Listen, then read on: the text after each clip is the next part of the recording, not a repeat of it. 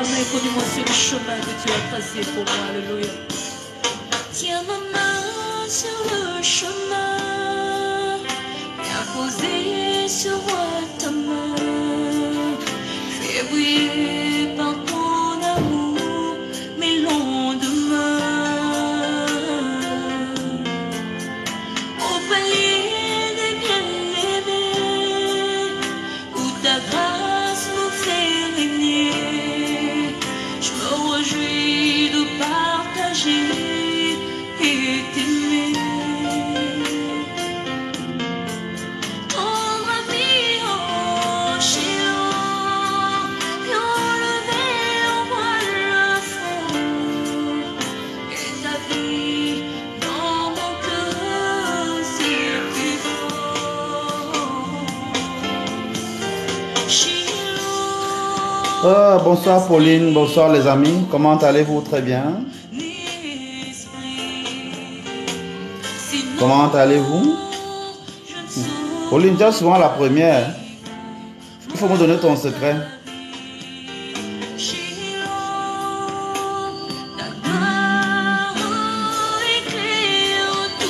Voilà les amis. Je suis toujours content. Oh ok, c'est bon à savoir. Karine, Virginie, comment ça va? Oh, Nicole. Je suis content de vous voir aujourd'hui. Permettez que j'ajuste un peu le trépied ici. Voilà. Voilà, là je vous vois mieux. Merci d'être présent. Merci. Que Dieu vous accompagne. Merci déjà de mettre beaucoup de cœur. Voilà. On a beaucoup de choses à se dire. Vraiment beaucoup. Vraiment beaucoup de choses à se dire. Voilà. C'est une bonne chose. Yeah, oh. On va causer des choses intéressantes aujourd'hui. À force de causer avec vous, j'ai beaucoup d'inspiration. Donc vraiment, parfois je me demande si j'aurai assez de temps pour vous parler de tout ce que j'ai envie de vous dire. C'est grave, vraiment. Il faut prier pour moi, pour que j'ai beaucoup de vie, n'est-ce pas? Ou alors qu'après moi, que j'inspire beaucoup de chercheurs parmi vous. Voilà, comme ça vous allez continuer. Bonsoir Christine, habille alors mon nom. Tout le monde me dit mon frère, toi tu dis mon père. C'est quoi avec toi? Est-ce que tu n'aimes pas mon titre? Voilà, c'est très important, habiller. Ouais, les gens oublient souvent certaines bonnes choses, n'est-ce pas?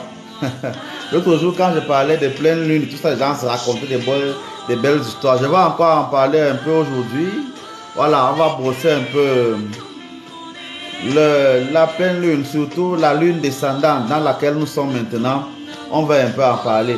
Comment se comporter quand on est en lune descendante. Voilà, c'est très important aussi. Voilà, et puis on va entrer dans le thème qui va nous guider pendant quelques temps. Voilà, se préparer et préparer son enfant au mariage. Je crois que c'est ça. Il y a beaucoup trop de problèmes parce que nous ne sommes pas assez préparés à ce genre de choses. On va pendant 14 ans à l'école à peu près pour avoir le bac, pour se préparer à la vie active. Mais bon, maintenant le mariage, on va faire plus de 30 ans, 20 ans, 25 ans. Ça ne donne pas, on ne sait pas encore quoi faire. Je crois qu'il faut gérer cela. Donc je pense qu'on va en parler aujourd'hui. Bizarrement aujourd'hui, la lumière là se reflète beaucoup sur l'écran. Bon, malgré tous les réglages que je fais là, ça sort toujours comme ça. Supporter. Voilà, donc c'est un peu de cela. Comment se préparer au mariage? Qu'est-ce que chacun doit faire pour plus attirer le mariage sur lui ou alors dans sa propre vie? Voilà. Quels sont les actes qu'on doit poser? C'est très important.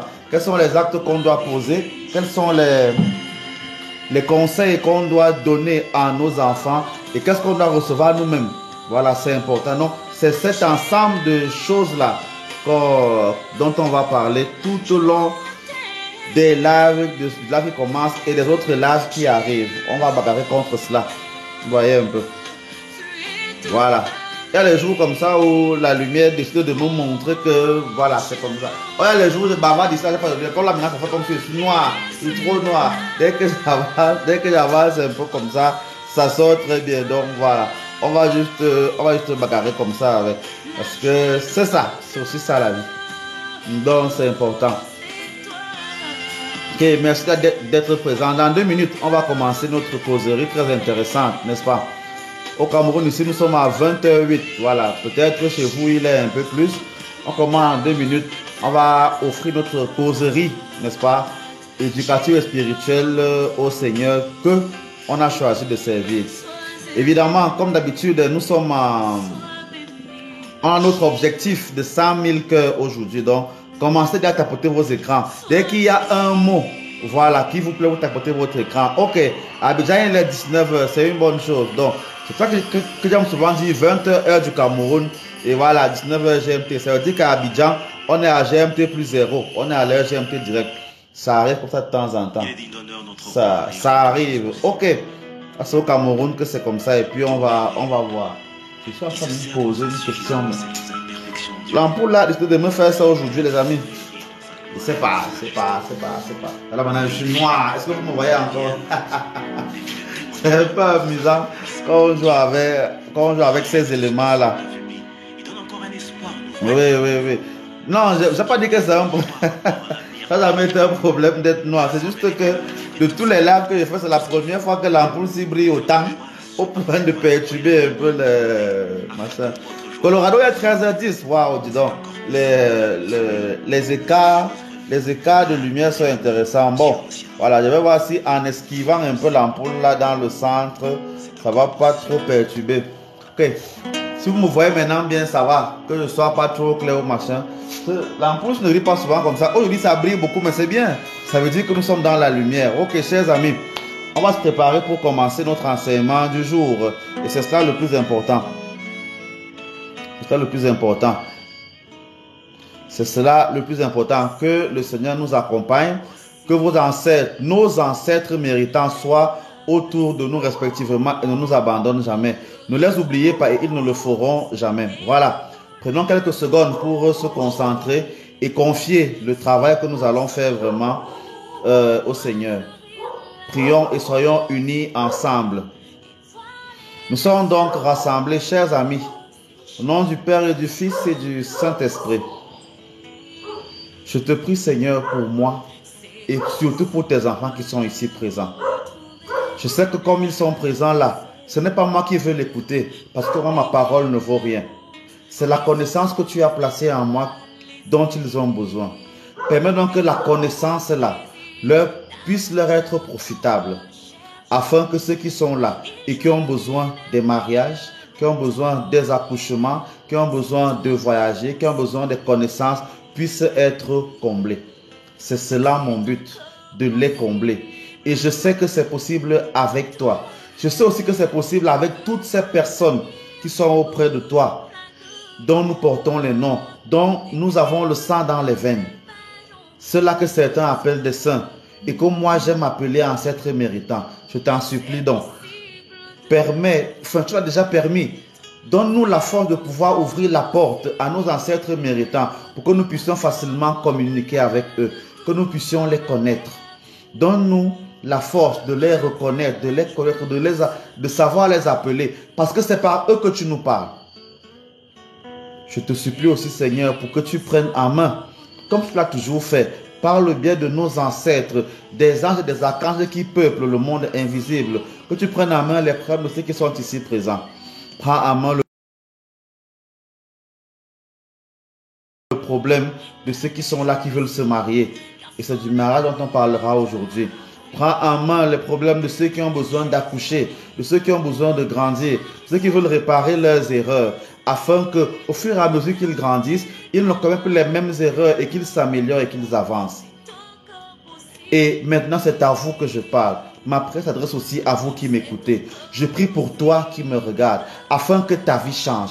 Parce qu'il est temps que ta vie change. Ça suffit maintenant. Tu as assez souffert, tu as assez pleuré, tu as assez gambergé, tu es assez perdu. Il est temps que tu te retrouves. Le carrefour dans lequel tu es bloqué depuis longtemps, il est temps que tu en sortes. Mais c'est ta décision d'en sortir. Je prie donc pour que tu puisses prendre la bonne décision. Parce qu'il est temps que tu prennes la décision. On ne réussit que quand on le décide. Je prie donc pour que tu décides de réussir, que tu décides de guérir, que tu décides de grandir, que tu décides de connaître. Parce que c'est cela la décision. Prenez la décision. Ouvrez vos intelligences, ouvrez vos esprits pour que la décision, vous puissiez normalement la prendre. Tu as envie de réussir, tu as envie de voyager, tu as envie de t'accomplir, de te marier, tu as envie de travailler, tu as envie d'investir, de devenir un entrepreneur prospère. C'est ta décision. Prends la décision aujourd'hui de changer. Reçois les énergies pour le faire. C'est ta décision de changer et ta décision attire à toi les énergies, bonnes comme mauvaises. Et c'est à toi de les canaliser. Alors toi qui m'écoutes, ma prière de maintenant, c'est pour que tu décides. C'est pour que tu te prononces. Que tu arrêtes d'être le projet et l'accomplissement des autres. Que tu penses à toi. En pensant à toi, en pensant à ta famille, en pensant à ta communauté, tu vas grandir. On ne pense jamais pour soi seul. Pense, décide de réussir, mais réussir pour toi, réussir pour ta famille, réussir pour tes ancêtres, réussir pour ceux qui comptent sur toi. Et c'est cela que je veux t'apprendre aujourd'hui. Si tu es prêt pour l'apprendre, si tu es prêt pour la croissance, si tu es prêt pour la connaissance, alors tu es au bon endroit. Et les énergies que j'ai à t'envoyer, tu vas les recevoir. Je décide de te les envoyer, mais c'est ta décision de les recevoir. C'est ta décision de les refuser. C'est ta décision de les multiplier en toi. Tout cela dépend de toi. Et je prie donc pour que tu le reçoives, que tu en aies conscience et que désormais tu avances. Avance donc, lève-toi. Tu as déjà assez souffert. La souffrance fait partie de ta vie. Décide que maintenant, cette souffrance t'a enseigné ce qu'elle devait t'enseigner. Écoute les enseignements des épreuves que tu as vécues. Si tu n'as pas appris de ces épreuves, alors tu es le plus à perdre. Et c'est cela la croissance. Accepte de recevoir l'enseignement de la vie, l'enseignement des épreuves, l'enseignement des attaques. Si tu ne l'as pas encore compris, il est temps que tu le comprennes. Et si tu n'es pas prêt à le comprendre, la nature va continuer de t'enseigner. Et l'enseignement de la nature est brutal. Alors, comprends, élève ton mental, décide de changer. Et le changement viendra à toi. Dans ce sens dont ma prière vous accompagne, ma prière vous soutiendra et mes enseignements vous mettront sur la voie. Vous donneront le goût de continuer de chercher et d'avancer. Que cela se fasse donc en chacun de vous, par l'intercession, par le soutien et l'accompagnement de vos ancêtres bienveillants, ainsi soit-il.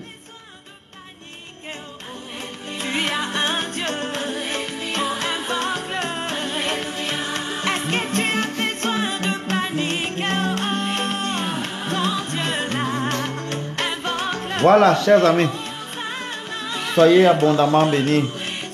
Que la bénédiction du Seigneur vous localise.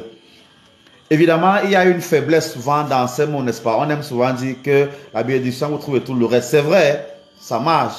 Mais il faut vous dire quand même que Dieu a déjà donné. Dieu a déjà donné. Donc, ce n'est pas aujourd'hui qu'il donne. De toute éternité, il a donné.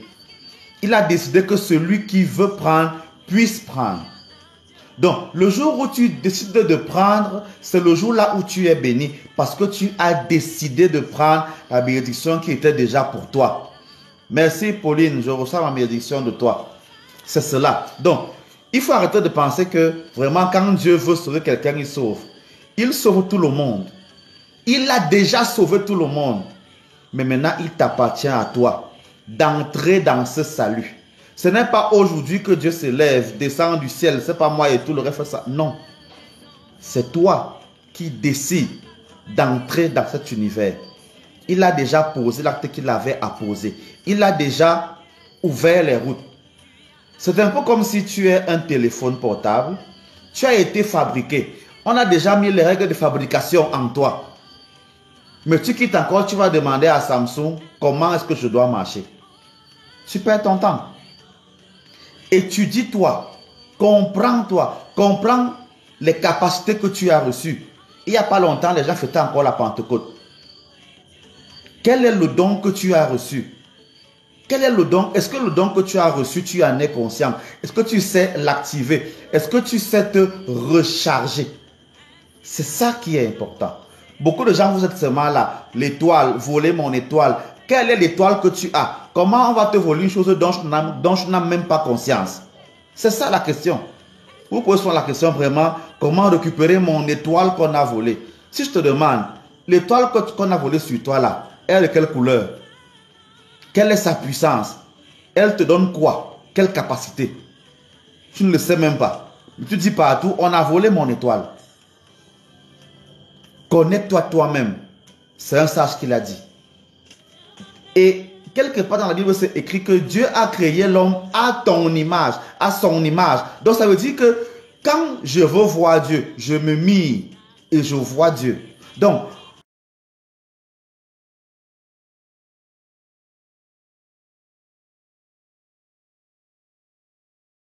la meilleure manière de connaître Dieu, c'est de se connaître soi-même.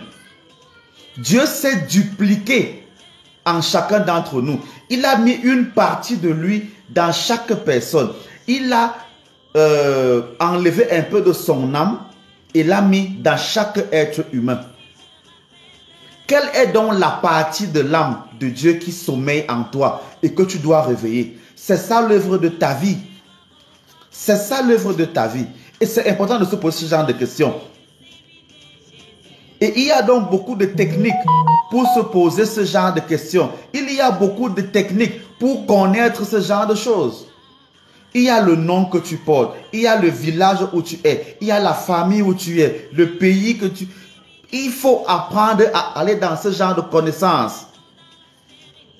C'est important. Si tu n'as pas la possibilité d'aller dans ce genre de connaissances-là, tu es perdu.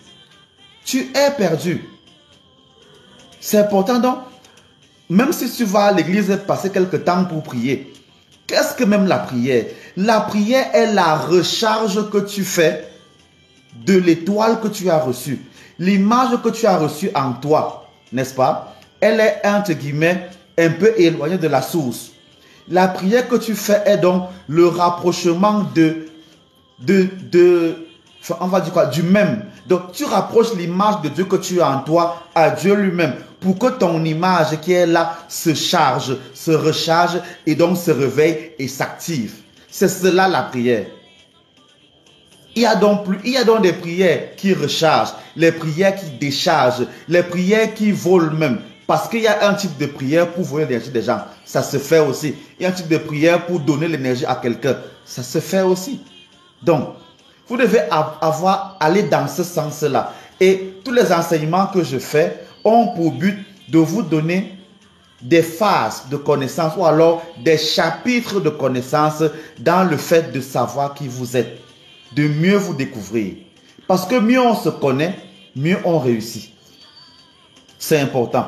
Si Dieu t'a créé et a mis en toi l'image d'un grand sportif, toi tu pars faire le journalisme, mais tu vas te perdre parce que tu n'es pas dans ta vocation. Et comme tu n'as pas fait l'étude de ta vocation en toi, tu ne sais pas qui tu es. C'est comme ça. Voilà, donc je voudrais vraiment que vous alliez dans ce sens-là. Et si vous n'êtes pas dans cette longueur d'onde-là, vous allez faire des neuvaines, faire des prières, faire des ceci, et vous n'aurez absolument rien parce que vous n'êtes pas sur le bon chemin. C'est pour ça qu'il y a certaines phrases dans la Bible qui sont bonnes, d'autres qui sont mauvaises. C'est ça le problème. Parce qu'il y a des phrases là-bas qui vous empêchent de grandir. Et mon travail est donc de sacler cela dans vos têtes. Parce que Dieu n'a pas commencé à exister dans la Bible. Mais puisque ça dit que vous connaissez beaucoup, je pars de là pour vous montrer la vérité, pour vous montrer l'erreur. Et c'est dans ça que réside mon travail. Donc, cette longue introduction est pour vous montrer à ceux qui sont parfois nouveaux sur mes pages, sur mes vidéos, sur mes lives, à quoi on doit s'attendre quand on vient chez moi. Voilà. Ceux qui viennent me rencontrer, venez avec ce genre d'ouverture-là, n'est-ce pas? Ne venez pas pour me demander uniquement, comme quelqu'un demandait là, comment chasser le mauvais œil. Qu'est-ce que le mauvais œil? Il faut d'abord le comprendre.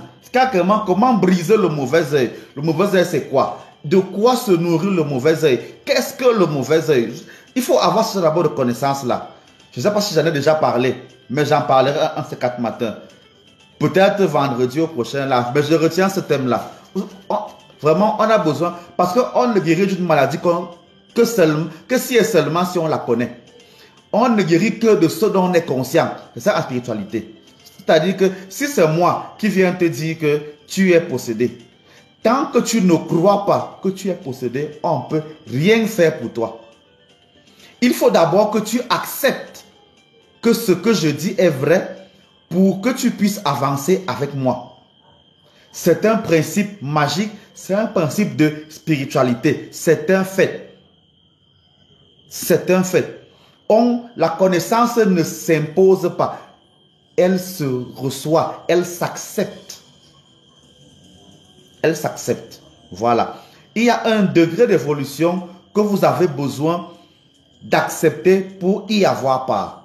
Voilà. Et il faut le comprendre. Voilà, ça c'est l'introduction générale. Et il me plaît de parler de ça pour que ça me permet de secouer un peu vos cerveaux. Je vous rassure, ce n'est pas comme je suis né comme ça. J'ai pris la peine de faire un cheminement qui me l'a fait comprendre. Et je me dis souvent que j'aurais aimé être secoué plus tôt pour entrer dans ce schéma mental. Voilà. Et je suis conscient que mes enseignements peuvent perturber. Et justement, mon but est de vous perturber. Parce qu'on vous saoule, on vous gave de beaucoup de mensonges qu'il faut détruire. Voilà. C'est tout cela qui fait ma particularité. Et j'espère que cette particularité-là vous donne le goût de chercher, de vous instruire. Parce que la connaissance, le savoir, c'est le pouvoir. Aujourd'hui donc, je souhaite ouvrir un thème, comme j'en ouvre souvent, sur la préparation au mariage. Voilà. Pourquoi je parle du mariage? Parce que je me rends compte que on a besoin tous de se marier. Mais beaucoup de gens ne savent pas comment se marier. Quand vous allez même dans vos églises pour apprendre le mariage, on vous apprend les commandements, on vous apprend les 10 commandements, les commandements de l'église, comment payer sa dîme, comment faire ci, comment faire ça.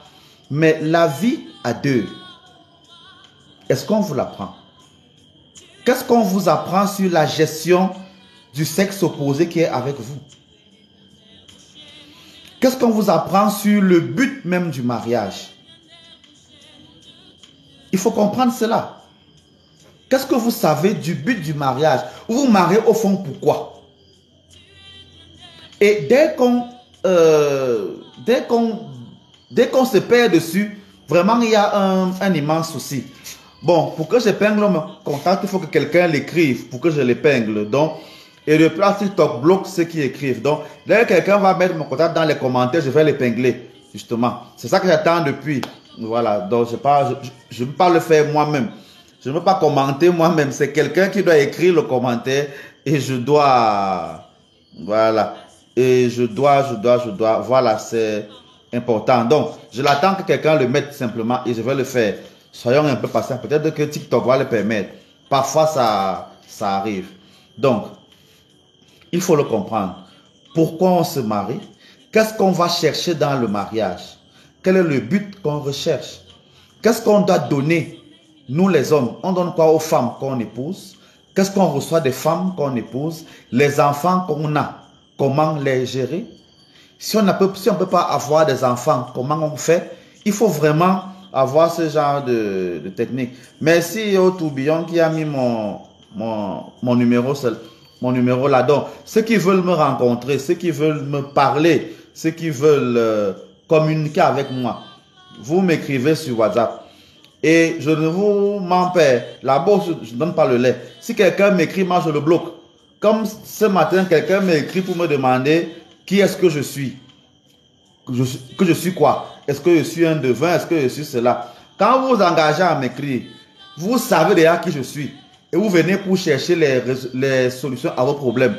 Et non pour me demander qui je suis. C'est pas sérieux. Celui qui veut savoir qui je suis, prend le temps de regarder mes vidéos. Il va savoir là-bas qui je suis et si je peux résoudre son problème. Comme maintenant on parle du mariage. Si on a des soucis de mariage, voilà, on peut se rapprocher de moi pour qu'on en discute. Il faut d'abord dire une chose. J'envoie au champ toutes les femmes qui vont me dire maintenant que le mariage n'est pas une fin en soi. Parce que voilà une parole qu'on entend trop sur cette terre depuis quelque temps. Dès qu'une femme a un peu d'argent, dès qu'elle travaille, elle vous demande, l'homme va encore me servir à quoi? J'ai mon travail, j'ai mon pain quotidien. L'homme va encore me servir à quoi? Donc, dans la tête de beaucoup de personnes, on ne se marie que quand on a une femme, on se marie parce que l'homme va nous donner à manger. Et dès que tu peux déjà manger seul, l'homme ne te sert plus à rien. Les mamans qui disent ça, qui apprennent ça à leurs filles que votre premier mari c'est le travail, elles sont en train de créer des lignées de célibataires. Elles insèrent le célibat dans leur lignée. Résultat, leurs fils seront célibataires, leurs filles célibataires. Mais elles ne se rendent pas compte de cela. Et c'est beau, n'est-ce pas? C'est beau d'avoir des familles où personne ne se marie, où les femmes accouchent là à la maison. Il y a des familles où il y a 4, 5 filles. Elles sont dans la maison familiale. Elles accouchent là sur place. Et elles vieillissent là. C'est beau comme ça à voir. Parce qu'un de leurs grands-parents a répété un jour, le mariage n'est pas une fin en soi. Même si tu n'es pas marié, tant que tu as le travail, c'est bon. Arrêtez de répéter ce genre de bêtises. C'est pas bon. Et c'est pas bon. Il faut le savoir. On ne se marie pas quand on est femme parce qu'on a besoin de l'argent de quelqu'un. C'est pour ça que c'est une erreur pour beaucoup de jeunes filles de chercher seulement les hommes qui ont déjà beaucoup d'argent, qui peuvent les aider, qui peuvent prendre soin de leurs problèmes, qui peuvent savoir que non. Parce que c'est un problème. Il y a beaucoup. Quand tu demandes à une fille aujourd'hui, quel est le genre d'homme que tu veux? Elle te répond, je veux un homme qui est responsable, qui peut prendre soin d'une fille, d'une famille. Donc, vous vous mettez en tête, vous les femmes, que c'est l'homme qui doit dépenser pour vous. C'est l'homme qui doit dépenser pour vos enfants que vous avez eus ensemble. C'est l'homme qui doit te nourrir et nourrir ceci. Mais attendez un peu. Vous allez même où sur la terre-ci? Vous allez même où sur la terre-ci? N'est-ce pas? Non. Donc, dès que vous avez déjà construit ce schéma mental-là, vous construisez le même schéma qui dit aussi que vous n'êtes rien devant votre mari. Vous fabriquez ce schéma-là, vous n'êtes rien devant votre mari. Il va toujours dominer sur vous parce que la main qui finance est la main qui commande. Vous ne voulez pas que votre mari commande dans la maison, mais vous voulez qu'il ait assez d'argent pour vous donner, pour vous nourrir, pour nourrir vos enfants. On est dans quel monde au fond? Et dès qu'on a déjà biaisé ça, c'est donc là qu'on se retrouve avec des gens qui se marient lundi et qui divorcent dimanche. Parce qu'à la base, le mariage n'a pas été bien compris. Il est donc temps que ça change. Si vous voulez construire des familles heureuses, des familles droites, des familles qui vont se procréer dans la ligne droite, vous devez d'abord poser la question, le mariage au fond sert à quoi? C'est clair et net. Apprenez donc que on ne se marie pas pour soi. C'est-à-dire que moi, Mendeng, fils de Foudébé, je ne pars pas épouser ma femme seulement parce que je l'aime et parce qu'elle m'aime. Parce qu'il n'y a pas que nous deux qui entrons en ligne de compte. Il y a nos parents qui entrent en ligne de compte. Il y a les enfants qui vont entrer en ligne de compte aussi. C'est important. Donc, le mariage n'est même pas d'abord une histoire d'individus. C'est une histoire de deux familles. Le mariage est le moyen pour deux familles de rester éternellement unies. Dès qu'on a mis la famille devant, on comprend donc pourquoi. Dès qu'on a un problème, ce n'est pas toi qui parles fort. Le jour même du mariage, même dans vos églises, quand vous posez la question, ce sont les témoins qui parlent, non? Pourquoi on ne peut pas vous marier sans témoin? Ils servent à quoi, ces témoins-là? Non. Le mariage, les familles, c'est les villages. Parce qu'il y a des problèmes qui vous dépassent. Il y a des problèmes qui vous dépassent et vous devez le comprendre, vous devez le savoir. Même si pendant que je parle là, personne ne met le cœur parce que ce que je dis les énerve, ce n'est pas grave. Je vais seulement vous énerver. Tous les mariages qui ont commencé, que c'est une place, que mon mari, ma femme, qu'il n'y a personne entre vous là. Quand vous avez les problèmes, Là, vous vous rendez compte qu'il faut aller voir mon frère, il faut aller voir ma soeur, il faut aller voir mon ceci. Les femmes qui entrent dans les familles là, en négligeant toutes leurs belles-sœurs, tous leurs beaux-frères, le jour où il y a un souci, vous allez encore pleurer chez qui? Qui va encore vous aider? Le jour où tu vas accoucher, tu vas appeler qui? L'homme qui est dans la famille d'une femme où personne ne l'aime, il va se plaindre chez qui? En fait, tant que tout va bien, vous êtes content, c'est une place, c'est le père, c'est la mère, ça va, on s'en fout. Mais le jour qu'il y a problème, le problème c'est quoi? Le jour que tu tombes enceinte, quand je te rends compte que la femme que tu as épousée perd seulement les enfants, tu dis, qu'est-ce qui t'arrive? Tu sors d'où avec ça? Ah, là, moi je te rappelle que, dans la famille, il y avait. Vous comprenez? Donc, pour éviter ce genre de bêtises-là, n'est-ce pas? Parce que quand vous allez dans les familles, c'est souvent là, ça, je m'en fous des beaux-frères, des belles-sœurs, je me suis marié, vous levez la main comme ça, vous chantez, vous dansez. C'est beau le jour-là. Mais le jour où il y a un problème, tu appelles qui? Même si ce n'est pas 50 ans, le jour où tu deviens veuve, tu vas appeler qui? Dans la loi de nos pays, il faut le savoir, ce n'est pas la femme qui met le corps à la morgue. Vous savez ça, non? Il faut quand même le savoir. La femme signe le corps à la morgue en présence des frères de celui qui est décédé. Il faut le savoir. Donc, ne pensez, même la loi reconnaît ça. Donc, même la loi de votre pays reconnaît ça. Dans la loi, il y a un papier qu'on appelle certificat de non-remariage. Vous savez ça quand même, non? Donc, même devant la loi, indépendamment des traditions ancestrales, ça existe. Que pour avoir part à certains biens de votre mari, pas de ton mari, il faut que la belle famille, le chef de famille, signe un papier que tu ne t'es pas remarié ailleurs. Il faut le savoir, ça existe. Donc, donc il faut comprendre cela. Et tout ça, ça source où? Le mariage, c'est deux familles, deux villages qui se rencontrent. C'est pour ça qu'il y a donc beaucoup de cérémonies qui entourent le mariage. Donc, à quoi sert le mariage? Le mariage sert à pérenniser les liens entre deux grands groupes. C'est comme ça, entre deux grands groupes. C'est pour ça qu'on ne se marie pas en cachette. On doit se marier en public. Les villages doivent contribuer. C'est comme ça.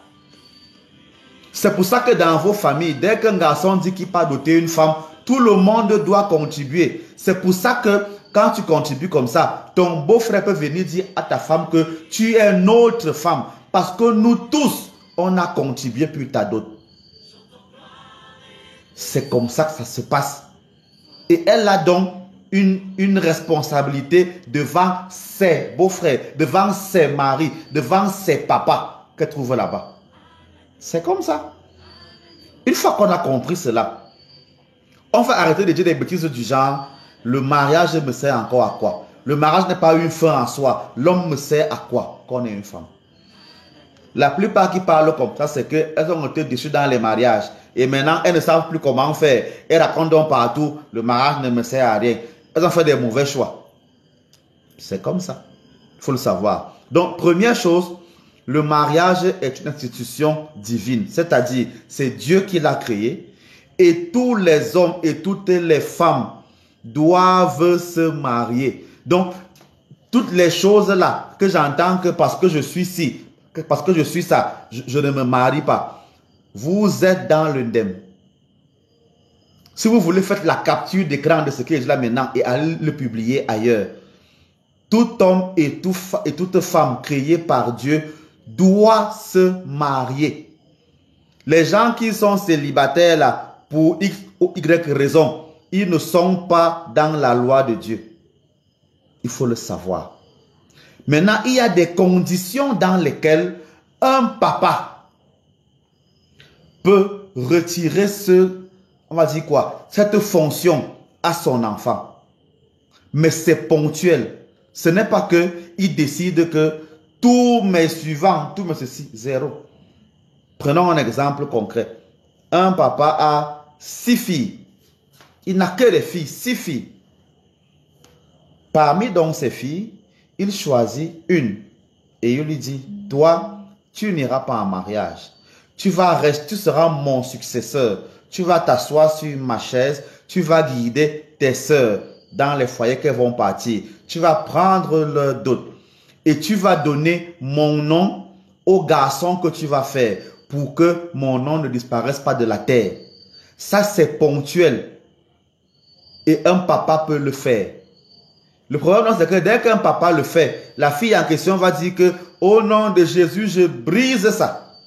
Pourtant, le même Jésus qui a demandé qu'on ne blague pas avec nos parents, qui a dit qu'il y a un 4e commandement où on ne joue pas avec nos parents. Mais toi, tu viens briser une parole de ton père en disant au nom de Jésus. Donc, tu crois que Jésus va venir se mettre entre ton père et toi? Il va faire comment? Vous voyez? Donc, ce sont là des choses comme ça qu'il faut comprendre. Voilà.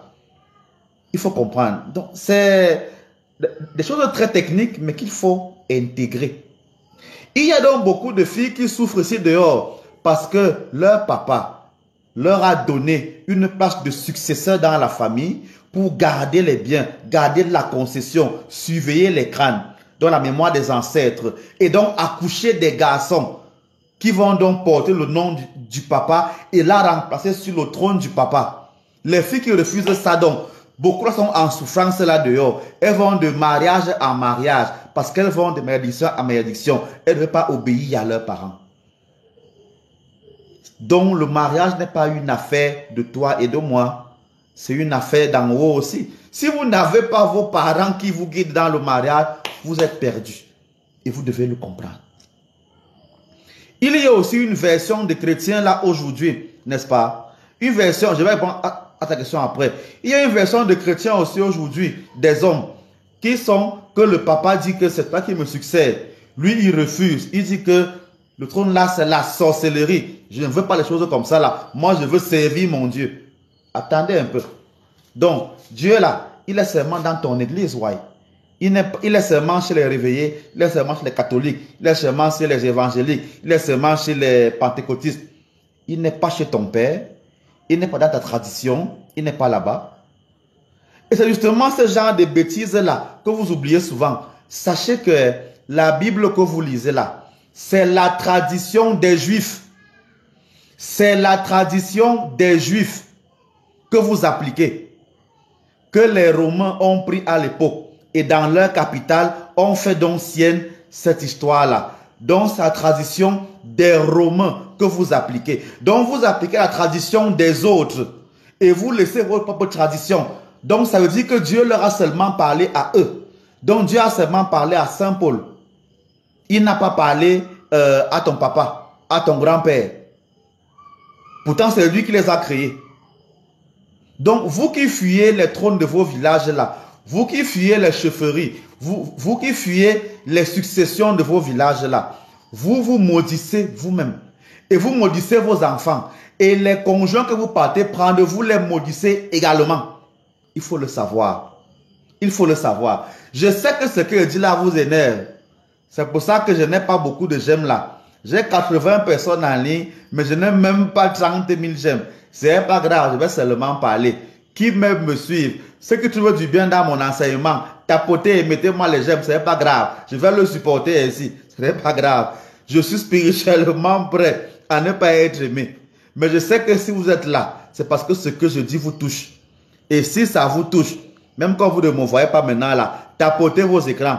Parce que c'est un signal, ce que je suis en train de faire là maintenant. Parce qu'ils veulent que je me taise. Et si je me tais, qui va encore parler? Qui va encore vous apprendre?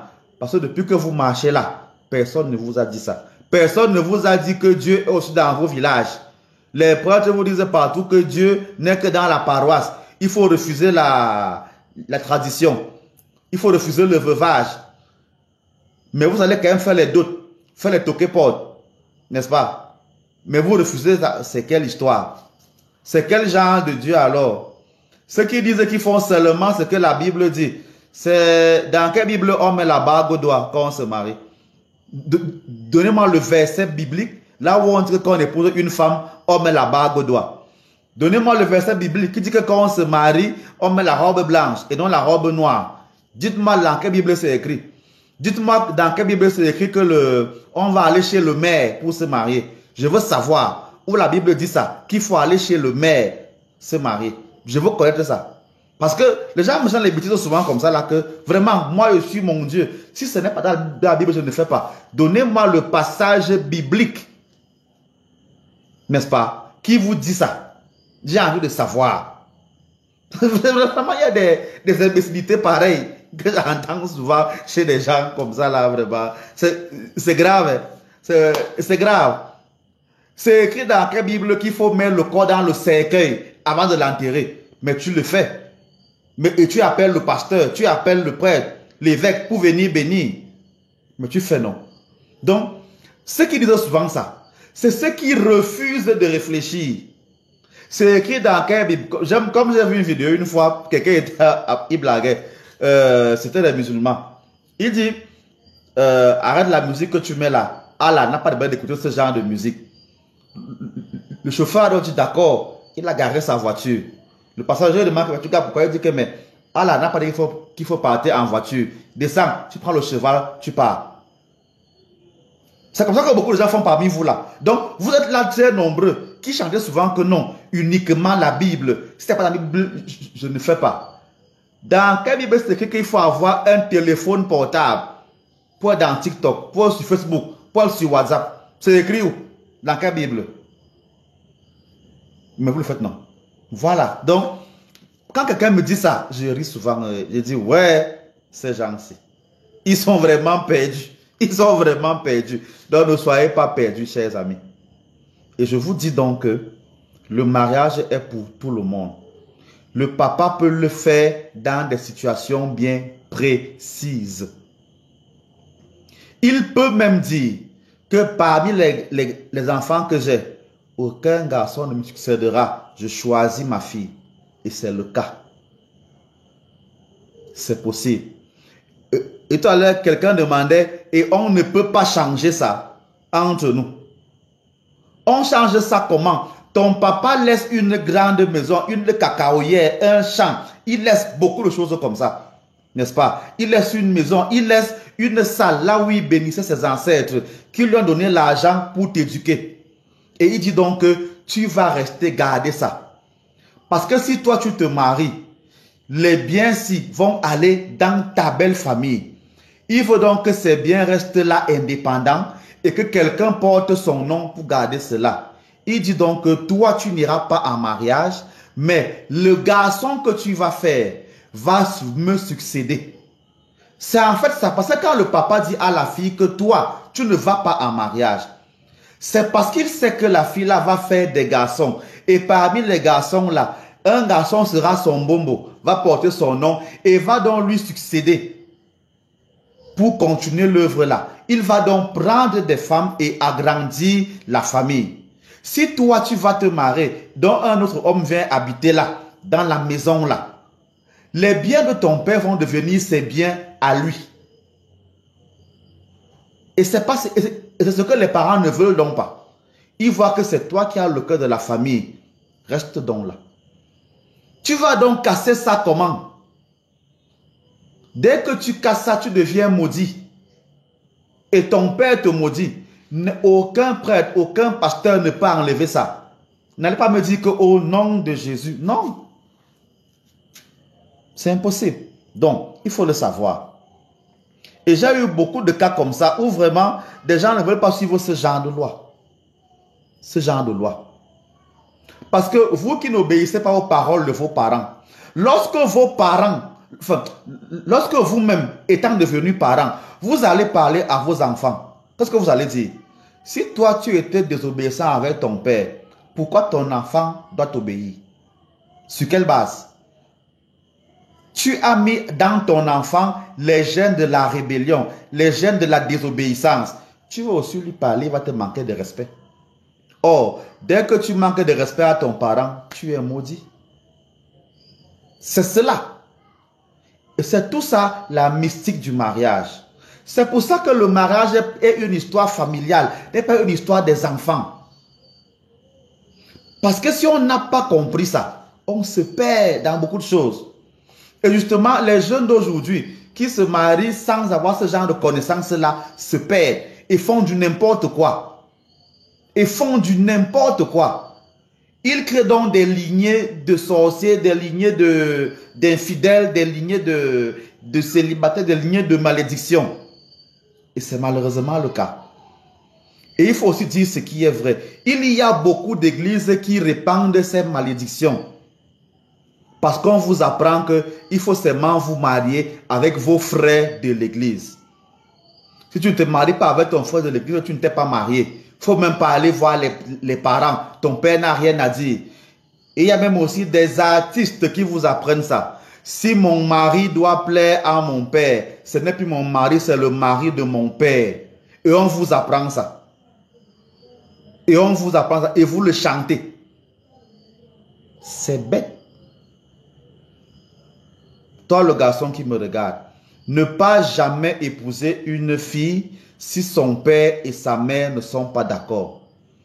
Parce que si son père n'est pas d'accord, vous aurez beaucoup de malédictions. Vous n'aurez jamais de direction.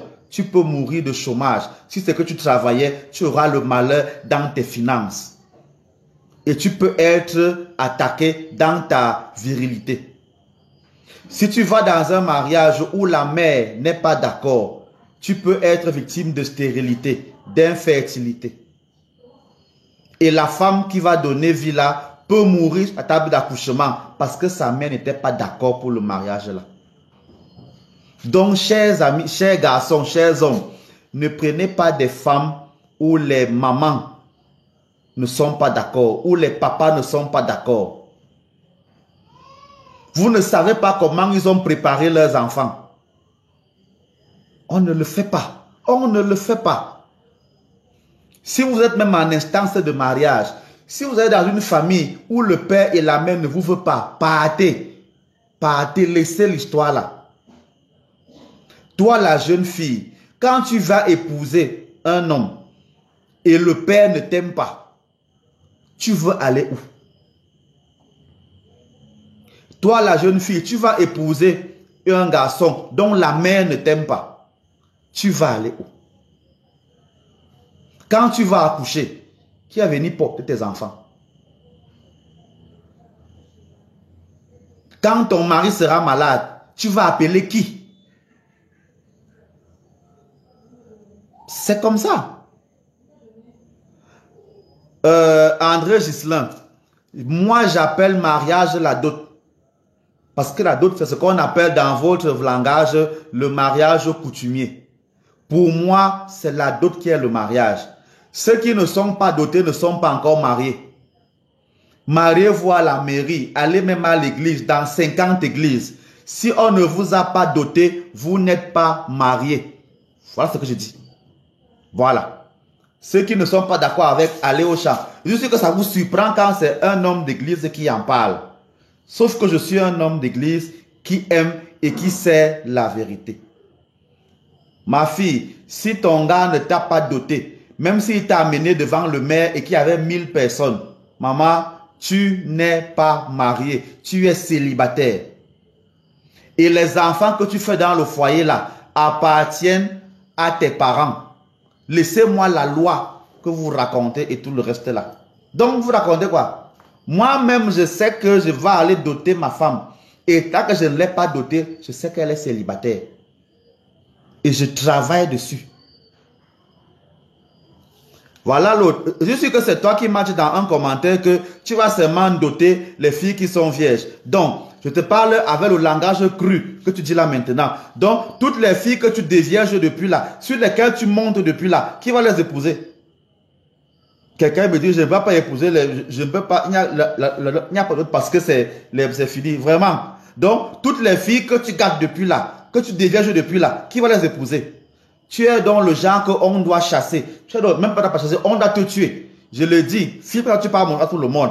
Parce que tu es en train de dire que tu dois épouser une fille vierge. Pourtant, depuis que tu es né, tu as déjà déviergé au moins 10 filles. Les filles là, qui vont les épouser? Donc tu as gâté les filles là, tu as volé leur mariage. Tu es donc digne, comme la Bible dit, qu'on te mette une meule au cou et qu'on te mette dans la mer qu'on a te jeté. C'est vous comme ça là. Désolé, les familles des gens. C'est vous, les gens comme ça là. Heureusement que tu es même là seulement avec un faux nom et non avec ton vrai nom. C'est vous, les gens comme ça. Écoutez ce que quelqu'un dit. Écoutez, c'est comme ça que vous parlez dans vos églises. Il faut épouser les filles vierges. Or, vous êtes là à l'église, vous envoyez aller en cachette. Parce que ça, on connaît. On connaît que le pasteur, pendant qu'il parle là, oh, mais trois petites là, en plus de sa femme, on connaît ça. Mais il vous dit, mariez-vous étant vierge. Les filles que vous couchez là, avant de les épouser, qui va alors les épouser? Si les parents ne sont pas d'accord, il peut y avoir d'autres dont on ne peut véritablement pas être marié. C'est ce que je dis. Vous racontez quelle histoire? Vous êtes encore jeune. Comment vous savez tout ça, malgré que vous soyez un homme d'église?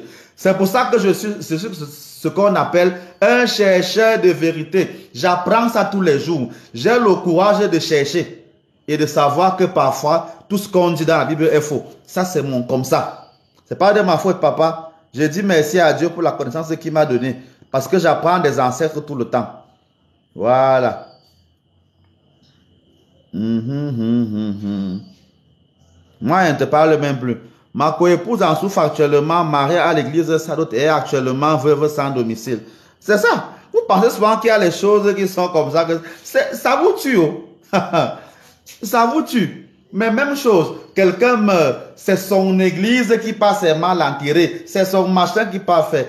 Il y a des problèmes mystiques quand ça arrive là. Même 200 pasteurs mélangés ne peuvent pas arranger.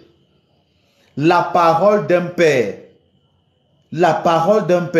ne peut être détruite que par ton père. On ne te trompe pas. Or, la tradition africaine dit quoi? Qui est ton père? Ton père est celui qui t'a élevé, est celui qui t'a accouché, est celui qui a doté ta mère, est le frère de ton père. Donc, si l'un d'eux te maudit, cherche quelqu'un d'égale puissance pour parler. C'est ce qu'il faut comprendre. C'est ce qu'il faut comprendre. Si ta mère te maudit, elle n'a pas de sœur, elle n'a pas de coépouse, comme quelqu'un a dit là. Dans le mariage où elle est venue, il n'y a pas d'autres femmes mariées qui ont rang de mère sur toi. Même s'ils sont morts, en Afrique, les morts ne sont jamais morts. Même dans la tombe, ta mère peut te bénir, ta mère peut te maudire. La preuve, les saints que vous êtes là dans vos églises là, ils sont vivants, ils ne sont pas morts. Mais chaque fois que tu as un problème, tu appelles saint ceci, saint cela, et il vient, non? Si tu peux appeler les saints là, tu peux appeler saint Marc, tu peux appeler saint André, saint ceci, et il vient, n'est-ce pas? Pourquoi tu ne peux pas appeler ton père qui est mort, ta mère qui est morte pour te bénir? Pourquoi? Pourquoi? L'ignorance vous tue. Vraiment. Donc, comprenez-le. Je mets une pause pour dire que l'enseignement que je fais n'est pas pour que vous commenciez à aller juger vos parents. C'est pour que vous qui m'écoutiez là, qui avez à peu près ma tranche d'âge, vous décidez qu'à partir de maintenant, qu'est-ce qu'on va faire? À partir de maintenant, c'est ce que j'ai dit à l'entame. À partir de maintenant, décidez de changer. Si vous êtes dans un couple, une relation où les parents ne vous aiment pas, essayez de les convaincre. Si c'est impossible, séparez-vous. C'est de ça que je parle. Ne créez pas des familles maudites. Si vous avez pris votre femme à la mairie, préparez-vous pour aller la doter. Allez prendre sa liste. C'est comme ça qu'on fait. Sinon, pose ta question. C'est comme ça qu'on fait. Donc aujourd'hui, prenez les bonnes décisions. C'est ce que je suis en train de dire. Prenez les bonnes décisions. C'est pour ça que je parle. Voilà. C'est pour ça que je parle. Donc, une fois qu'on a vu le mariage sous cet angle, on prend donc le temps de se préparer. On se prépare donc en faisant les enquêtes d'abord sur soi. C'est-à-dire que le mariage n'est pas d'abord là où tu vas partir. C'est d'abord toi-même. Ok, je réponds aux questions qui sont posées là. Chers amis, mettez-moi quand même les cœurs. Je vais arriver à 100 000 j'aime. C'est même quoi avec vous? Tout le monde dit là, vérité, vérité, vérité. Vérité sans j'aime. Vous voulez que je m'arrête de bavarder alors? Pas de, je m'arrête alors. Il n'y a pas de problème. Puisque ce que je dis ne vous plaît pas. Leur foi dit qu'ils ne doivent pas faire la dot, nouvelle version de leur église. Ah, ok. Quand ils auront les problèmes là, qui peuvent. Sinon, j'ai dit que ta question, j'attends depuis longtemps. Depuis que ma grande sœur est décédée, je sens sa présence régulière. Bon, ce que tu dis là est un peu délicat. L'autre là, c'est un peu délicat. Présence comment? Faut préciser. Papa, même si mon téléphone est avec mon chargeur, je vais entrer en contact avec toi. Je suis là, non, je ne sais pas où. C'est un problème. Je suis visible, n'est-ce pas? Est-ce que j'ai disparu? Comment envoyer des cœurs en tapotant vos écrans? Prends ton téléphone et tapote l'écran comme ça là. Ça va faire monter les cœurs comme tu vois là. C'est très simple comme bonjour. Ok. Quelqu'un dit comment envoyer les cœurs. Mais je vais parler comment, quand vous refusez de mettre les cœurs. On est 130. Je n'aime même pas 50 000 j'aime. J'ai soif, je ne parle plus. La soif là me fatigue aussi. Qu'est-ce que vous croyez? Et quand c'est les parents qui refusent la fille, on fait comment? On quitte, on part. Je vous dis qu'on n'entre pas dans un foyer quand les parents ne sont pas d'accord. La sorcellerie que vous appelez là, quand ça va vous prendre, il faut supporter après. Oh. C'est le problème.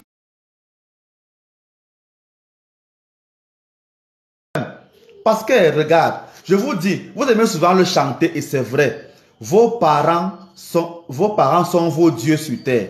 La parole de ton père va toujours s'accomplir. C'est ça que je dis. Et j'ai bien défini qui est ton père. Ton papa ne veut pas que tu épouses telle fille ou tel garçon. Essaie de le convaincre. Si c'est impossible, laisse. Peut-être ton papa voit une chose que tu ne connais pas. Il y a par exemple, ce qui existe vraiment aujourd'hui alors qui est répandu en Sok-Sok, c'est que le parent sait que le garçon qui vient là, il est dans une famille de sorciers. Ils ont le totem de serpent. Et il ne peut pas te le dire. Il sait donc que les femmes qui entrent là-bas vont coucher avec le serpent là et avec leur arrière-grand-père qui est encore en vie que personne ne sait. Ça, lui, il sait ça. Mais il va te dire ça comment? Il va te dire ça comment?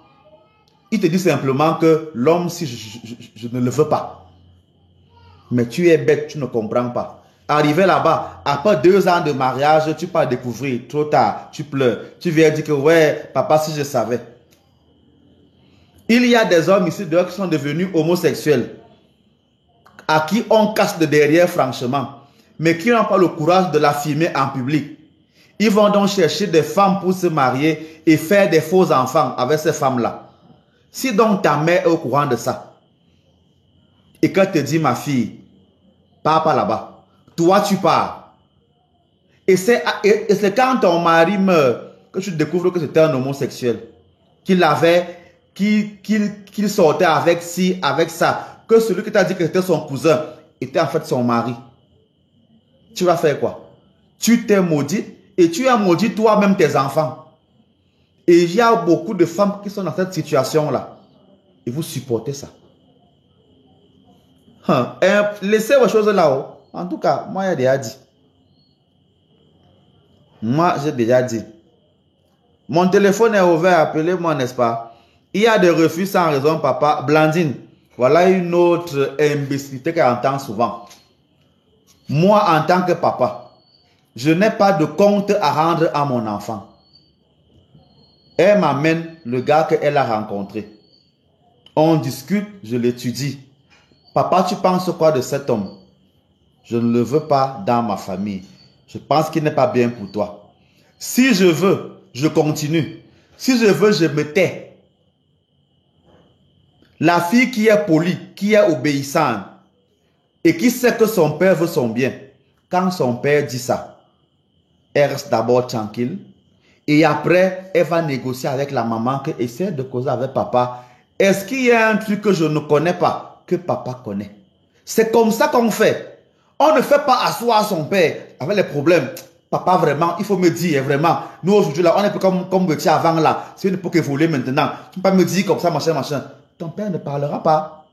Mais approche bien ton père. Tu sais que ton père aime boire la Castel. Tu lui payes 3 bouteilles de Castel avec le repas qu'il aime boire, qu'il aime manger. vous mangez ensemble et tu lances le sujet techniquement.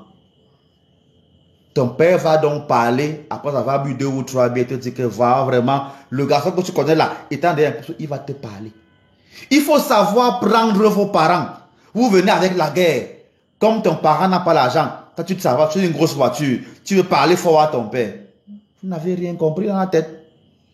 Il n'y a jamais de refus sans raison. C'est que tu n'es pas assez sage, assez humble pour aller écouter ton père. Parfois même, ton père refuse le mariage là parce qu'il sait que l'homme là va souffrir avec toi. Il sait que tu es une mauvaise femme, tu es une mauvaise fille. Tu ne peux pas te comporter bien dans le mariage là. Tu vas aller le gronder. Lui, il voit comment l'enfant est encore un peu mou. Toi, il te voit déjà comment tu es forte. Il voit déjà que là-bas, tu vas aller le maltraiter. Parfois, c'est ça. Donc, vraiment, il faut comprendre ces choses. Mais bon, si jeunesse savait. Des démons peuvent les posséder au point de ne pas connaître ton parent. Blandine, toi tu es une blessée de guerre. Il faut être conséquente. Quand demain ton enfant va te dire ça, qui va te dire que maman tu es possédée, ne te plains pas aussi. Parce que tout ce qu'on donne sur terre, on le reçoit. Ce qu'on sème, on le reçoit toujours. C'est comme ça. Bonsoir Eunice, bonsoir à ceux qui viennent de nous rejoindre. Merci d'être infiniment présent aujourd'hui. Mettez les cœurs pour m'encourager. Abonnez-vous pour que je sois content de continuer de bavarder comme ça là. Prenez mon numéro, venez vous faire former, faire des initiations et recevoir des prières pour ceux qui en ont besoin. C'est très très important. C'est ça que c'est l'enseignement, pour vous encourager à vous lancer dans la connaissance. Voilà. Quand ça comme... Les parents choisissaient les filles pour le mariage de leurs enfants. Eh oui, mais aujourd'hui, les gens sont déjà trop élevés. Le regret a vu, oh Dieu, bénis mon papa de m'avoir épargné. Ah là là, c'est comme ça, bénissez vos parents, faites-leur des libations, ça va leur faire plaisir. Est-ce vrai que tout le monde n'est pas appelé à se marier? C'est faux, c'est un mensonge biblique. Tout le monde est appelé à se marier. On ne vous trompe pas. Tout le monde est appelé à se marier. Les familles où il n'y a pas le mariage, ce sont des familles qui sont maudites. C'est-à-dire qu'un papa a torturé les femmes, les filles et les femmes des gens. Ses enfants vont rester célibataires pour payer le karma que lui il a fait. C'est pas la faute de Dieu, c'est la faute d'un parent. Si c'est que vous avez une mère qui était ébamba, c'est-à-dire qui partageait beaucoup son corps à beaucoup de personnes, le mal qu'elle a fait là, elle a créé un karma négatif que les enfants vont porter. Tant que ce karma n'est pas lavé, le mariage vous fuit. Ce n'est pas Dieu qui a fait, c'est votre ancêtre qui vous a gâté. Au moins là c'est clair. Karine Virginie, est-ce qu'elle savait que tu peux qu'elle parle de ta vie comme ça là? Viens alors inbox et inscrire les bêtes et me donner une bière pour que je puisse boire et être en forme pour parler encore, n'est-ce pas? Voilà. Tu demandais seulement quoi, Blandine? J'étais déjà dit alors. Vraiment, nos parents sont nos dieux sur terre. Tu t'es abonné direct. Merci pour l'abonnement. Mes parents sont décédés et mon mariage fait 1 an maintenant. Je me rappelle les paroles de ma mère. Maman Asia, tu penses à ta mère aujourd'hui. Je le répète, les morts ne sont pas morts. Si tu connais où on a enterré ta mère, va lui faire des libations et des offrandes, elle va t'aider. Ce n'est jamais fini. Les morts ne sont jamais morts. Il faut le savoir. Ça ne finit jamais. Comment laver ce karma? J'y pense vraiment. Voilà. Range un peu. Qu'est-ce qui se passe encore avec la connexion? Ok. Ok, la connexion se vante un peu, c'est pas moi. Comme la pluie menace, là ça vient, ça part, ça vient, ça part. C'est pas de ma faute. Donc, quelqu'un demandait comment laver le karma négatif dont on est victime. Voilà, c'est vraiment très long. C'est un enseignement qui est très long. Je ne vais pas maintenant prendre le temps de faire des techniques pour cela. Il faut venir me rencontrer, n'est-ce pas? On discute de l'origine de ton karma. Parce qu'on ne guérit que de ce qu'on connaît. Voilà, premièrement. On ne guérit que ce qu'on connaît. Donc, prends mon numéro, tu me contactes, on va en parler et tu auras des traitements pour cela. Pour savoir si à ton niveau, tu peux parler, tu peux changer ton karma, tu peux. Donc, c'est possible, mais c'est un cheminement, n'est-ce pas? C'est comment on dit? C'est un processus, voilà, pour le faire.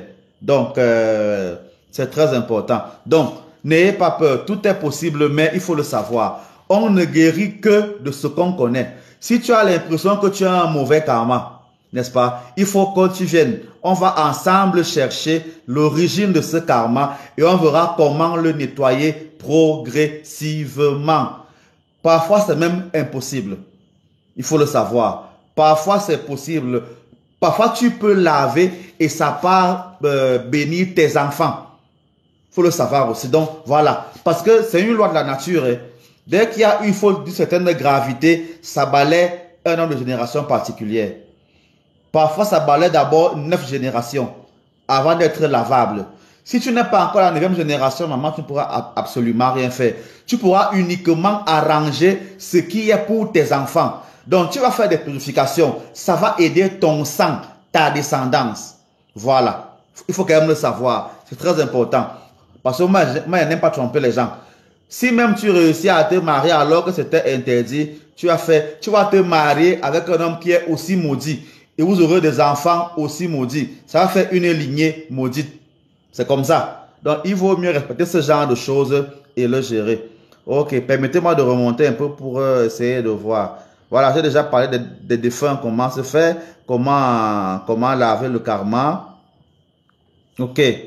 Voilà, ceux qui ont trop de problèmes là, venez me chercher inbox. Voilà mon numéro qui est épinglé là. On met seulement l'indicatif 00237, puisque je suis au Cameroun et vous venez, on va parler. Je ne peux pas mettre les emojis de pleurs, mais je pleure derrière mon écran. Oh, ne pleure pas maman, mon travail est d'essuyer les larmes pour que la vie s'améliore. Voilà. Si mon père est encore vivant, les hommes ne me feront pas ce qu'ils font là.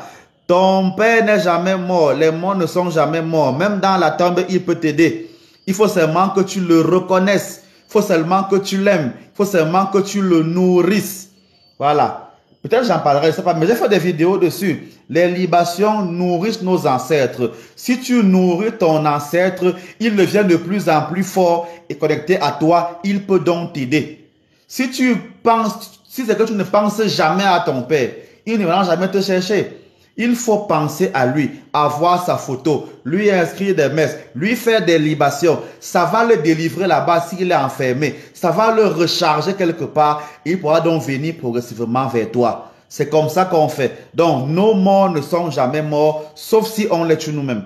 Il faut le savoir. C'est très, très, très important. C'est pas grave.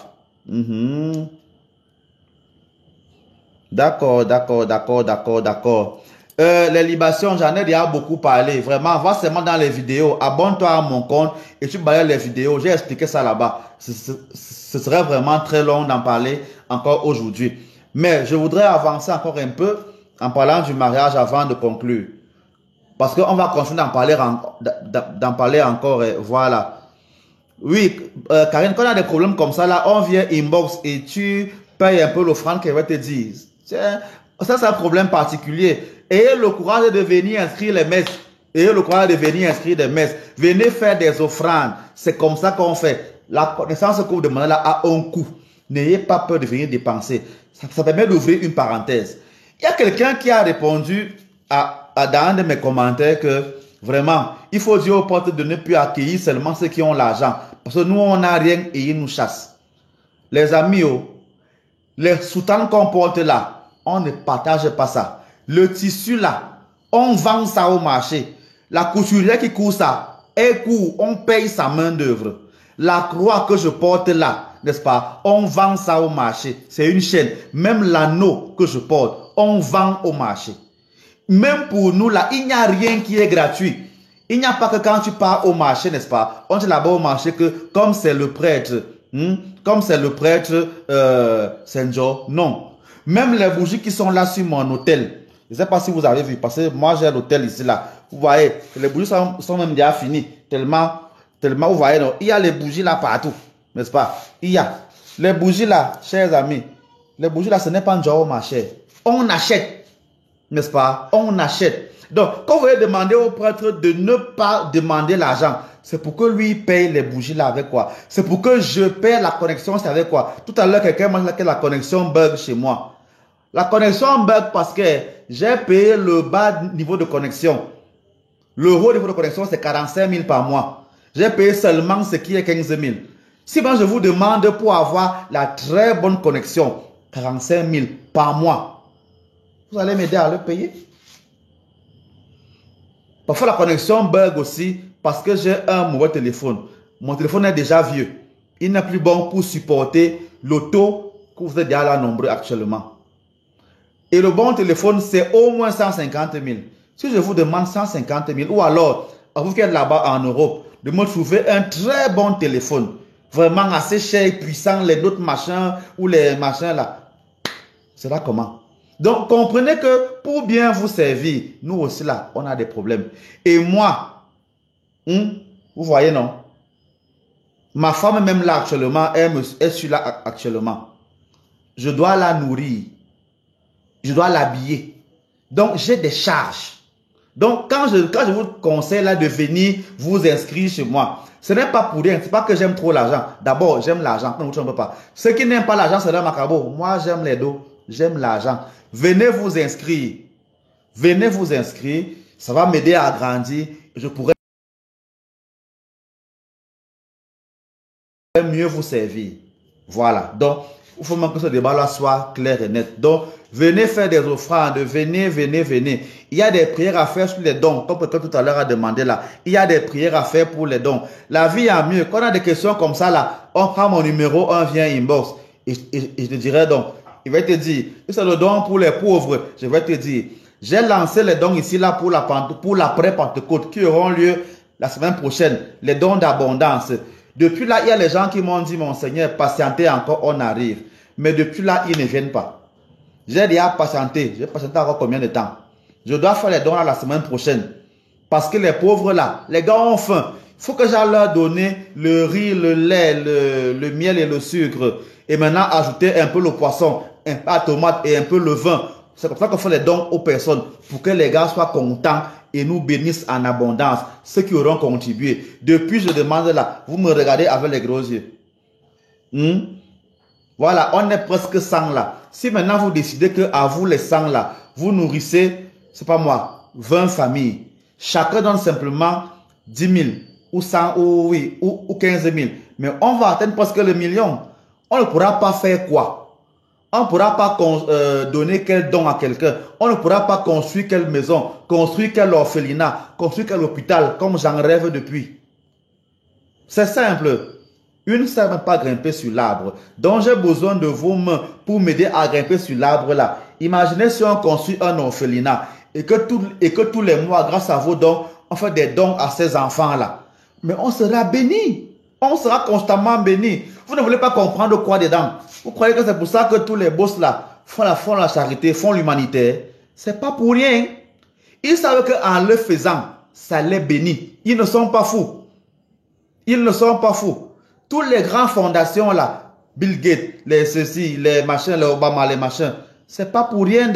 C'est comme ça qu'ils cherchent les bénédictions. Vous mettez ça par terre comme ça là. Donc c'est possible, mais bon, on peut y aller. Voilà. N'oubliez pas donc que dans le mariage, il ne faut pas faire n'importe quoi. Il faut avancer. Prochainement, quand on se verra, je vais aborder les problèmes des jeunes filles qui aiment dire maintenant qu'elles veulent uniquement les hommes qui sont friqués. Trop de jeunes filles aiment parler comme ça. Vraiment, tu veux épouser quel homme tu veux dans ta vie? Non, vraiment, je veux un homme qui a la voiture, qui peut me payer, qui peut s'occuper de moi, qui peut m'envoyer l'argent par mois, qui peut faire ci, qui peut faire ça. Maman. Voilà ce que les filles veulent. Ici dehors. Nous, les hommes qui n'avons pas ça, alors on va épouser qui? N'est-ce pas? On va épouser qui? C'est malheureusement ça qui est important. Je te fais la connexion pour un mois de 45 gigas dès que possible. Continental, merci beaucoup. Tu m'envoies seulement 15 000 à mon numéro MTN là. Il n'y a pas de problème. Attends, j'épingle encore ça. 45 gigas, je crois que c'est 15 000 à MTN. Je crois, ou c'est 20 000. Je connais plus. Il faut que je me renseigne. Mais bon, ce que tu vas envoyer, on va compléter. Voilà mon numéro qui s'affiche là. Vraiment, il n'y a que ça comme ça là. Mais oui, Sophie, je suis un prêtre à part. C'est pour ça que je bavarde comme ça sur TikTok. Parce que je suis un gars à part. Je suis marié. Et bientôt, j'irai doter ma femme. Parce que ce que je dis là, je l'applique. Je suis le premier élève de mes enseignements. Qu'est-ce que vous croyez? Vraiment. Mon Seigneur, combien ça coûte d'inscrire une messe? Eunice, si tu veux inscrire une messe pour la purification et délivrance, c'est seulement 40 000. Si tu veux inscrire une messe, franc CFA, pas 40 000 euros. Je suis en francs CFA. Si tu veux inscrire des messes pour tes défunts, pendant un mois, ce n'est que 25 000 francs CFA. Parce que je fais les messes en mois, pas les messes en une messe. Une messe, c'est 2 000, ce n'est rien. C'est comment? Pour que ça marche, il faut mettre le paquet. Donc, cherche 40 000 francs CFA. Je te fais les intentions de messe pendant tout un mois pour la purification. Bon, maintenant, ceux qui veulent les voyages, les mariages, là, ça, c'est à part. Mais au moins, là, vous savez déjà. Faut pas dire que je ne vous ai pas dit. Bonsoir à ceux qui nous rejoignent, même comme on est bientôt à la fin. Et, pardon, habillez mon nom, non. Je suis quand même évêque. Dites bonsoir, monseigneur. Pardon, c'est important. Voilà. Si je vous appelle, si après quelqu'un m'arrête se débattre, il va se mettre en colère contre moi. Oui. Venez sur les formations, c'est ça. Et que quand je n'entends à tête te répondre à toi une place. On parlait qu'on peut répondre aux gens, n'est-ce pas? Parce que depuis là...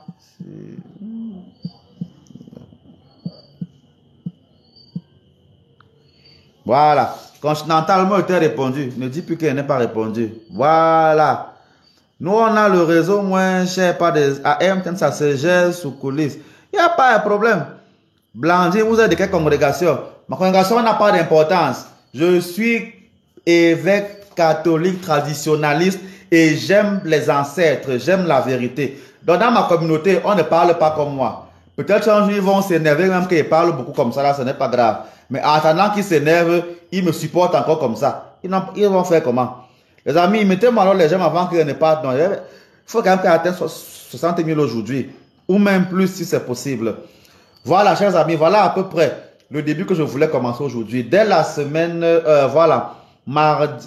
En général, je sais que s'il y a beaucoup de nouveaux, apprenez que je suis Monseigneur Efudebe, n'est-ce pas? Quand je dis Monseigneur, c'est que je suis évêque d'une église catholique, mais traditionnaliste. Voilà, nous on est à part. Et dans ma manière de voir, comme on dit que le mariage est ouvert à tout le monde là, moi je suis marié, c'est mon choix personnel. Je suis marié et je fais des recherches pour mieux comprendre comment on comprend la Bible, qu'est-ce qui est bon là-bas et qu'est-ce qui est mauvais là-bas. Parce que là-bas, tout n'est pas bon. C'est ma particularité. C'est pour ça que je me définis comme étant un chercheur de vérité. Ça au moins c'est clair. Donc, c'est ma vision. S'il y a des personnes qui veulent travailler avec moi, c'est-à-dire qui veulent être ou des prêtres ou des religieuses, dans ma manière de voir, vous venez ensemble et on fait un groupe. Voilà, c'est comme ça. C'est très important.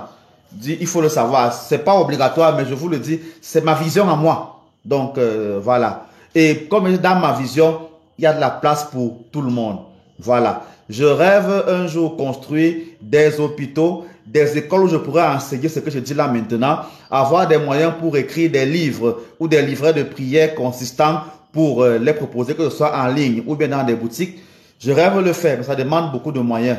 Il faut d'abord que je construise l'hôpital, l'orphelinat, la cathédrale où je vous recevrai. Voilà, donc, voilà, même d'abord là maintenant. Depuis, je peux être jour en disant que même le terrain, je veux d'abord. Donc, tout ça là, je cherche.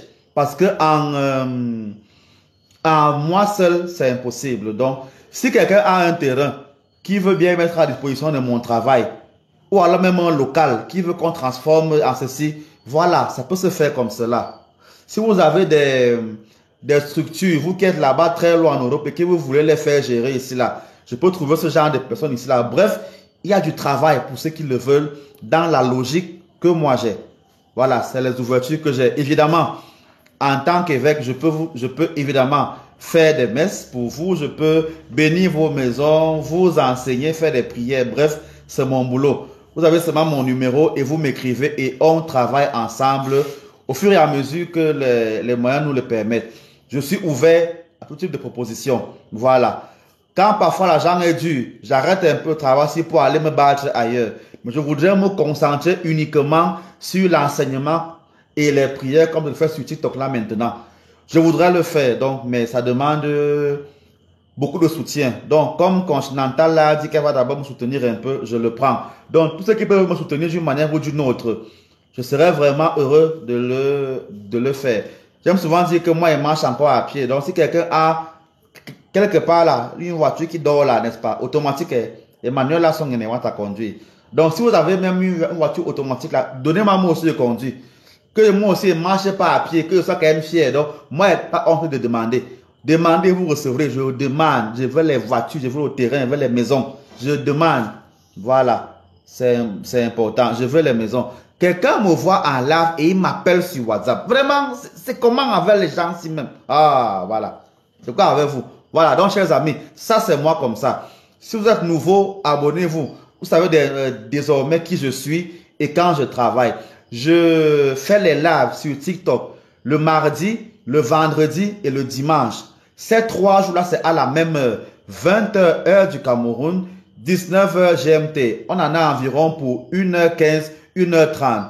Le mardi et le vendredi, ce sont des lives pour des thèmes spirituels. Comme on a parlé aujourd'hui de mariage et on parlera encore de cela mercredi et tout le reste. Voilà. Mais le dimanche, ce sont des lives amour sans tabou. Là-bas, là, si vous n'avez pas 35 ans, je vous déconseille de venir. Si vous n'avez pas 35 ans, je vous déconseille de venir parce que dans Amour sans tabou, on dit les choses telles qu'elles sont. On appelle toutes les choses par leur nom. On appelle chacha. Voilà. Si vous abonnez et vous ne serez jamais dessus. Mais en attendant, abonnez-vous parce que je fais l'effort de publier au moins une vidéo par jour. Sauf quand la connexion me dérange comme ça fait ces 2 derniers jours-ci. Voilà. En attendant, je continue de bosser. Voilà. Évariste dit qu'il veut intégrer le groupe pour qu'on lance le mouvement.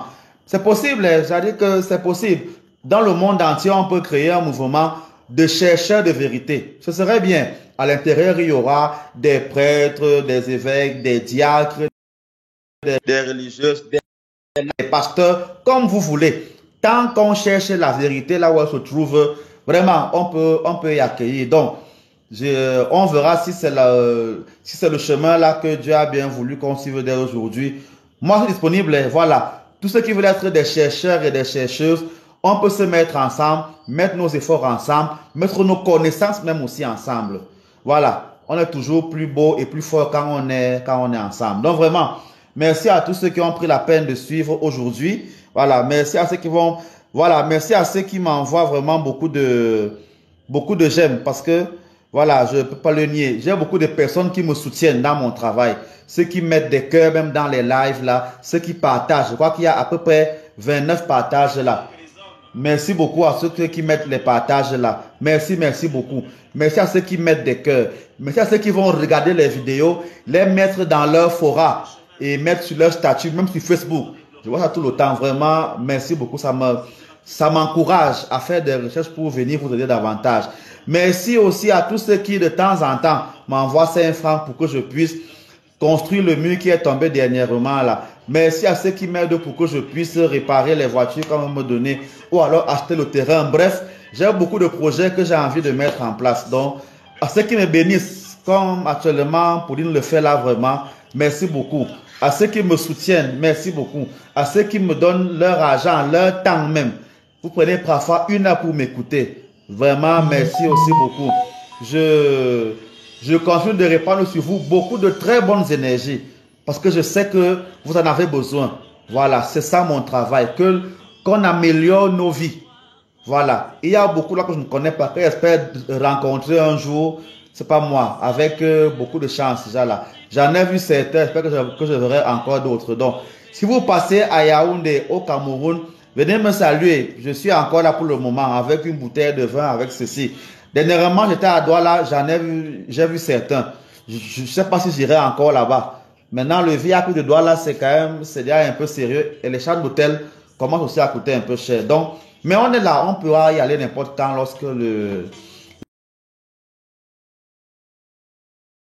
l'avenir nous proposera d'y aller. Donc, voilà, continuons de parler inbox pour ceux qui ont besoin d'enseignement et de soutien. Je continue de dire ça tout le reste et je le dirai encore jusqu'à ce que mon souffle finisse. C'est ma conclusion de toutes mes homélies. Je le fais tout le temps. Que Dieu et vos ancêtres vous accompagnent sur le chemin de la vie, de la connaissance, de la croissance et de la vérité. Soyez abondamment bénis. Rendez-vous vendredi pour continuer de parler encore du mariage et dimanche pour Amour sans tabou. Ciao, bye bye. Soyez bénis.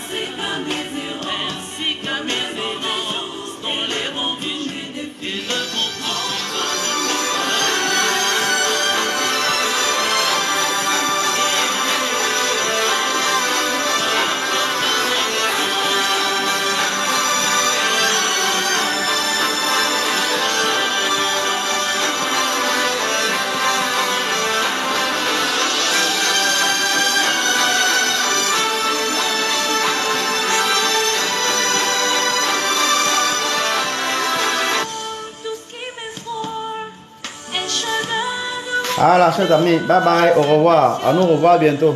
Que Dieu vous bénisse.